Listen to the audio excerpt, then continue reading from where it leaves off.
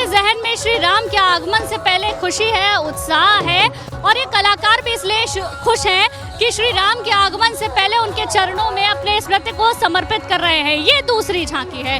इस दूसरी झांकी का नाम है अयोध्या कांड। सुन सिख पाई असीम बड़ी, गनक बोली दिसु साधी, सिंहासन प्रभु पादुका बैठारे निरुपाधि। उसका एक झलक आप यहाँ पर देखेंगे। राम सिया राम है, दशरथ जी बैठे हुए हैं, कैकई माता बैठी हुई हैं, जिसकी वजह से श्री राम को अयोध्या जाना पड़ा, अयोध्या छोड़कर जाना पड़ा, 14 वर्ष का वनवास काटना पड़ा। और ये देखिए, ये अयोध्या की जनता है। मैं ये जान लेती हूँ, ये कहाँ का नृत्य है? सोनभद्र से। सोनभद्र से। क्या नाम है इस नृत्य? बच्चेलाल जी सर। तो करके बता दीजिए, कुछ गा के बताएंगे? हाँ। गाइए जी।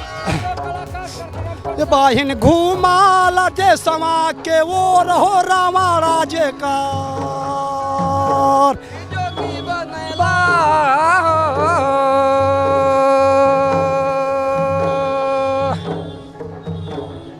राजा जनक गढ़ में राचत बा धनुषिया, कोमन वीर तोड़त बाया केले रे रामा राजे का जोगी बात बाए हो।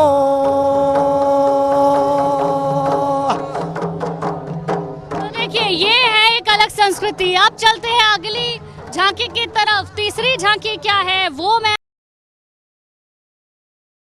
कांड किष्किंधा कांड की ये झांकी है।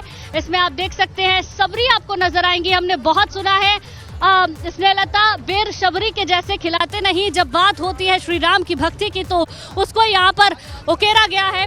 और मेरे दो सहयोगी लगातार हमारे साथ बने हुए हैं। वीरेश पांडे भी राम की पैड़ी पर इस वक्त मौजूद है। उनका रुख करेंगे, उनके पास क्या है खास तस्वीरें जानेंगे। रेडी गुंजन, मैं राम की पैड़ी पर हूं और अपने कैमरे की नज़र से जो ख़ास तस्वीरें हैं उसे दिखाने की कोशिश कर रहा हूं।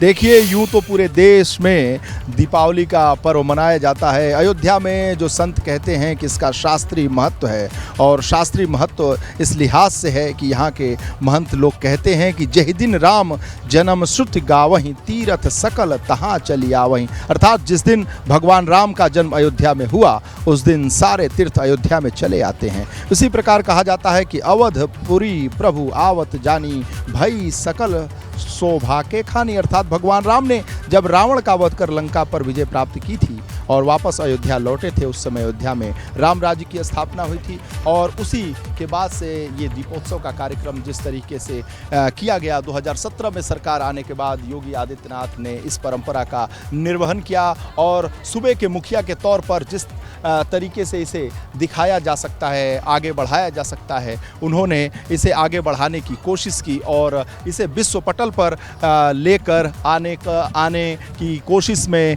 योगी आदित्यनाथ की ये जो तैयारी है उसे देखते बनता है। और जो उन्होंने कोशिश की उसका ये परिणाम है कि आज प्रधानमंत्री नरेंद्र मोदी आ रहे हैं और पहली बार उनका आगमन हो रहा है। और ये आगमन बहुत ही विशेष है। विशेष इस लिहाज से है कि अगर हम कहें तो 5100, जी हाँ 5132 से विशेष आरती प्रधानमंत्री नरेंद्र मोदी करेंगे और ये जो विशेष आरती उनकी होगी। और साथ ही साथ प्रथम तिलक वशिष्ठ मुनि कीन्हा, पुनि सब विप्रह आयुष दीन्हा।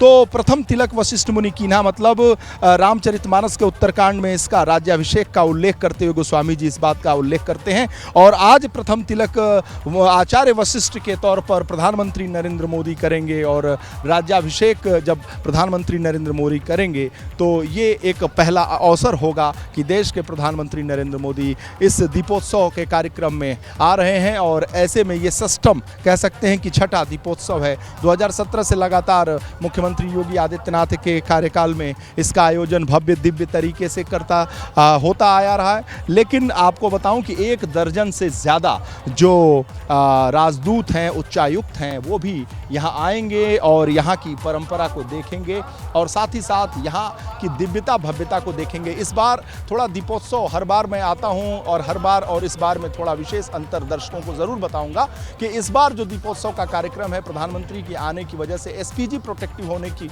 वजह से, अति संवेदनशील सुरक्षा की दृष्टि से यहाँ पर जो पुलिस के लोग हैं, जो चौकसी है उसे बढ़ा दिया गया है और 1 दर्जन से ज़्यादा आईपीएस अधिकारी प्रदेश के विभिन्न कोनों से बुलाए गए हैं। 200 के लगभग इन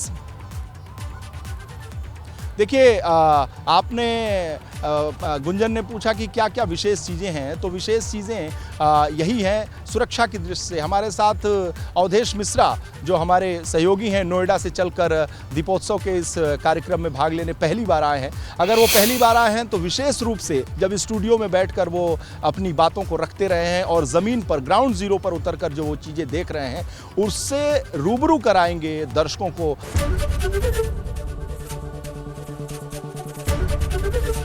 एबीपी गंगा, खबर आपकी, जुबान आपकी।